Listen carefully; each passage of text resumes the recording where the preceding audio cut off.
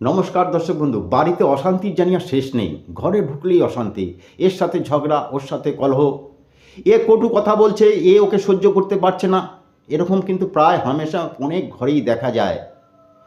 আপনার যদি চান আপনার বাড়ির খুব শান্তি বজায় থাকুক, তাহলে এই কাজ করুন এবং দেখবেন কত সুন্দর শান্তি আপনাদের ঘরে বজায় থাকবে। কেউ কারোর সাথে ঝগড়া করবে না, কেউ কারোর সাথে কলহ করবে না। হ্যাঁ, কলহ যেটা হয় সেটা যদি মারাত্মক পর্যায়ে যদি চলে যায় না, খুবই খারাপ হয় তখন।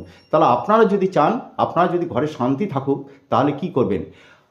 আপনার ঘরে অর্থাৎ বাইরে থেকে যখন আপনি ঢুকছেন, প্রথমে যে দেয়ালটাই আপনার চোখে পড়বে, সেই দেয়ালে একটি সাদা চন্দনের কাঠের টুকরো আপনারা যেইভাবে হোক, সেলু টেপ দিয়ে হোক, যেইভাবে হোক ওখানটা লাগিয়ে দিন। ব্যাস, আর কিচ্ছু করতে হবে না, কোনো মন্ত্র নেই, কোনো তন্ত্র নেই। দেখুন তার আশ্চর্য ফল, এবং যে ফল পাবেন আপনারা নিজেরাও আশ্চর্য হয়ে যাবেন। খুব সুন্দর উপায়, করে দেখুন। নমস্কার।